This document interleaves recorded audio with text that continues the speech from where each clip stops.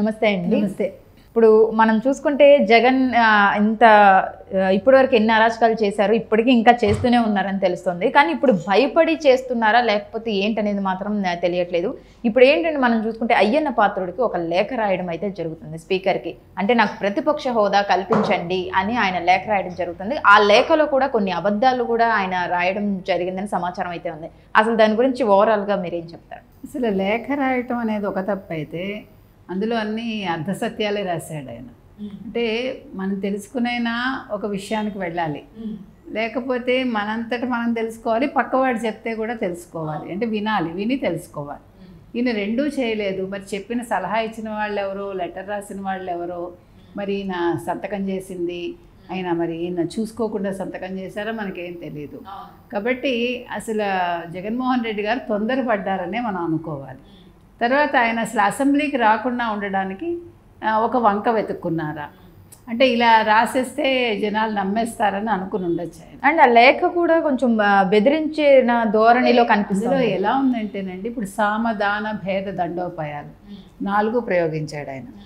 కాసేపు బతిమాలినట్టు, కాసేపు బుజ్జగించినట్టు, కాసేపు బెదిరించినట్టు అట్లా ఉంది. అది మీరు చూసారంటే ఓ 4 పేజీల లేఖ రాశాడు ఆయన.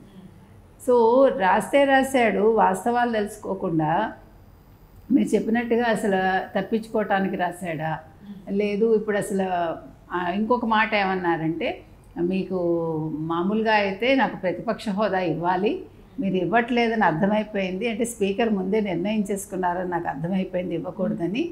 నేను ఎలా వస్తాను ప్రతిపక్ష హోదా లేకుండా? నేను నా వాణి వినిపించాలంటే నాకు ప్రతిపక్ష హోదా కావాలి, నేను ప్రజల పక్షాన మాట్లాడాలంటే అని అడుగుతున్నాడు ఆయన. సరే, నువ్వు ప్రతిపక్ష హోదా నీకు కావాలి అంటే 10%, నాకు 40% అంటే 40% నాకు ఓటింగ్ పర్సంటేజ్ ఉంది అంటున్నాడు. గతంలో ఉపేంద్ర గారిని అట్లా చేశారు అంటే, ఉపేంద్ర లోక్సభ ఇది కాదు, ఎంపీ కాదు, ఆయన రాజ్యసభకు ఎన్నుకోబడ్డాడు. ఆయన ఏమీ ప్రతిపక్ష హోదా ఆయనకి ఇవ్వలేదు. అదేవిధంగా పి జనార్దన్ రెడ్డి ప్రస్తావన తెచ్చాడు ఆయన. ఆయన ఫ్లోర్ లీడర్గా ఉన్నారు తప్ప ఆయనకి ప్రతిపక్ష నేత హోదా ఇవ్వలేదు. ఆయన చూసుకుని మాట్లాడితే బాగుంటుంది. ఇంకా చాలా విషయాలు ఉన్నాయండి. ప్రొఫెసర్ నాగేశ్వర్ లాంటి వాళ్ళు కూడా ఏదో అరకొరగా మాట్లాడారు. ఇప్పుడు ఆయన తెలివైన వారే కావచ్చు, ఆయన లాయరే కావచ్చు, ఇవన్నీ తెలియవచ్చు. కానీ మాట్లాడే ముందు మనం ఆలోచించుకుని ఎవరైనా మాట్లాడాలి. కాబట్టి జగన్మోహన్ రెడ్డి చెప్పిన దాంట్లో ఎక్కడా వాస్తవాలు లేవు. ఇవాళ మీరు ఇంకో ముఖ్యమైన విషయం గమనించాల్సింది ఏంటంటే, జగన్మోహన్ రెడ్డి ఆ రోజు నాకు ఇది ముఖ్యమంత్రి అంటే సభా నాయకుడి తర్వాత నా చేత చేయించాలి అన్నారు. అక్కర్లేదు, మిమ్మల్ని సభానాయకుడి తర్వాత ఉప ముఖ్యమంత్రి తర్వాత మంత్రులు అయ్యాక మీకు చేయించారు. మామూలుగా అయితే మీకు ఆల్ఫాబెటికల్ ఆర్డర్లో అయితే మీరు ఇంకా ఎప్పుడో వస్తారు. కాబట్టి మీకు ఆ మర్యాద ఇచ్చారు, మీకు అది గమనించుకోవట్లేదు. ఇవాళ మీరు చూడండి, ఇప్పుడు లోక్సభలో ఎంత మంచి మనం ఒక దృశ్యాన్ని చూసామంటే, రాహుల్ గాంధీని చూసి జగన్ సిగ్గు తెచ్చుకోవాలి. రాహుల్ గాంధీ ఒక ప్రతిపక్ష నేతగా చక్కగా వచ్చి ఆయన ఇది మోదీ గారు కరచాలనం చేశారు. ఇద్దరూ తీసుకెళ్ళి వాళ్ళ స్పీకర్ ఓం బిర్లాని అక్కడ ఆయన సీట్లో కూర్చోబెట్టారు. అది సభా సంప్రదాయం. సభా సంప్రదాయాలు మీకు తెలియకుండా మీరు మాట్లాడుతున్నారు. అంటే ఇప్పుడు మీరు నన్ను ప్రతిపక్ష హోదా ఇవ్వకపోతే నేను రాను, నేను ప్రజల తరఫున మాట్లాడను. రాకండి, ఎవరు అడిగారు రమ్మని? ఇప్పుడు మీరు వచ్చినా ఒకటే, రాకపోయినా ఒకటే.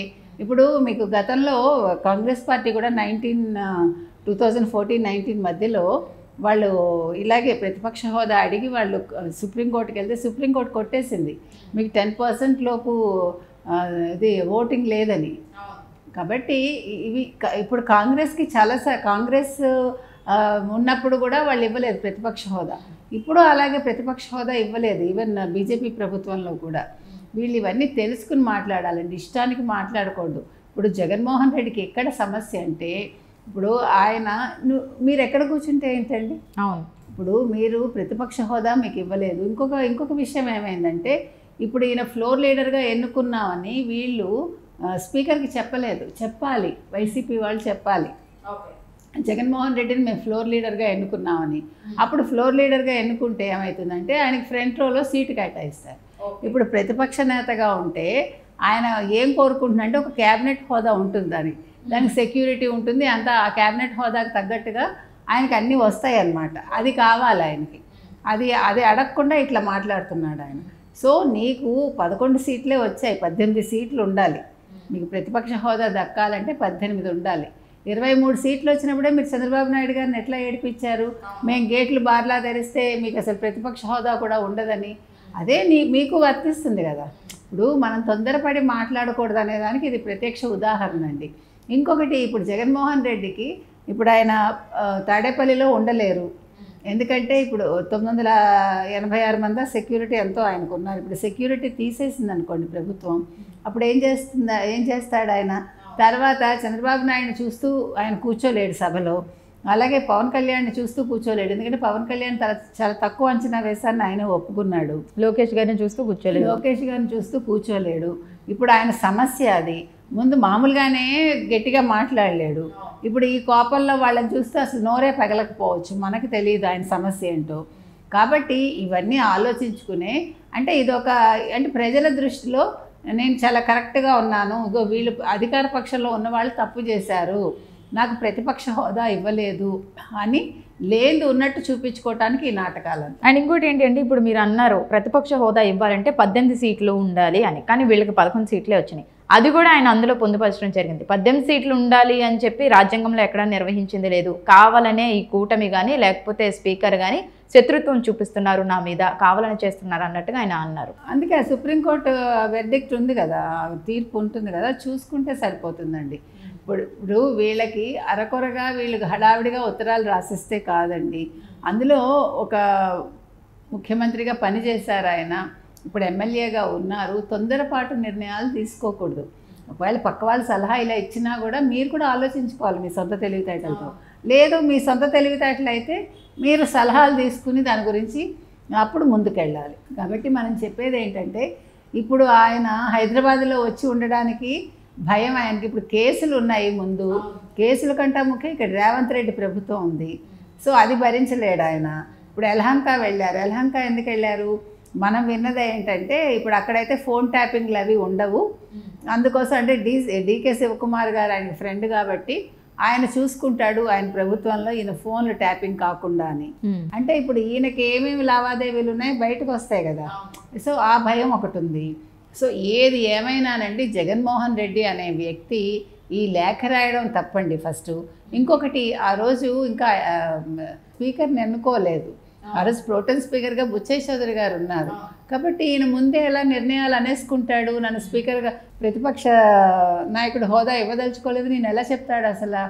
అసలు నిజంగా నీకు సభకు వచ్చి సభా సంప్రదాయాల గురించి మీరు మాట్లాడుతున్నారు కాబట్టి మీరు ఆ రోజు ముందు వచ్చారా? 5 నిమిషాల తర్వాత వచ్చారు, చేసుకున్నారు. ప్రమాణ స్వీకారం అవగానే అది కూడా ప్రమాణ స్వీకారం చేయించింది బుచ్చయ్య చౌదరి గారు. తర్వాత గబగబా వెళ్ళిపోయారు. మీరు రావడమే వెనక డోర్లోంచి వచ్చారని మనం విన్నాం, వెనక గేట్లోంచి. కాబట్టి ఆ నెక్స్ట్ డే పోనీ మీకు రమ్మని చెప్పారు, మీరు వచ్చి ఇవాళ రాహుల్ గాంధీ చేసినట్టుగా మీరు ఏమైనా దగ్గరుండి స్పీకర్ని తీసుకెళ్లారా? అది మీరు సంప్రదాయాలు పాటించారా? ఫస్ట్ మీరు ఎందుకు శాసనసభకి రాలేదు సమావేశాలకి? అది ఆయన ఆన్సర్ ఇచ్చుకోవాలి. ఎందుకంటే మిమ్మల్ని ప్రజలు ఎన్నుకున్నారు. సో మీరు ప్రజలు ఇచ్చిన తీర్పుని మీరు వ్యతిరేకించినట్ట, వాళ్ళని అవమానించినట్ట ఈరోజు ప్రజలు అడుగుతారు కదండి. మిమ్మల్ని ఒక ఎమ్మెల్యేగా మేము ఎన్నుకున్నామంటే మీరు శాసనసభలో మీరు రండి, మీరు సంప్రదాయాలు పాటించండి, మీ బాణీని వినిపించండి అనే కదా వాళ్ళు కోరుకుంటారు. కనీసం మీ నియోజకవర్గ సమస్యల మీద మీరు మాట్లాడాలి, లేదు తాడేపల్లి సమస్యల మీద మాట్లాడండి. మీకు తెలుసు కదా, మీకు అవగాహన ఉన్నాయి కదా. ఏదైనా చేయకపోతే ప్రశ్నించే హక్కు మీకు ఉంటుంది. ఇవేమీ చేయకుండా వీళ్ళ మీద నిందలు వేసి వీళ్ళని ఇలా మాట్లాడటం తప్పండి. ఆయన అసలు లేఖ రాయడం ఎంత తప్పో, ఇలాగా వివరాలు తెలుసుకోకుండా మాట్లాడటం కూడా అంతే తప్పు. ఏదేమైనా జగన్మోహన్ రెడ్డి గారు ఈ 5 ఏళ్లలో శాసనసభకు వస్తారా రారా అన్నది ఒక సందేహమే. ఎందుకంటే ఏం వంకలు వెతుక్కుంటారో, ఎట్లా తప్పించుకుంటారో చూడాలి మనం.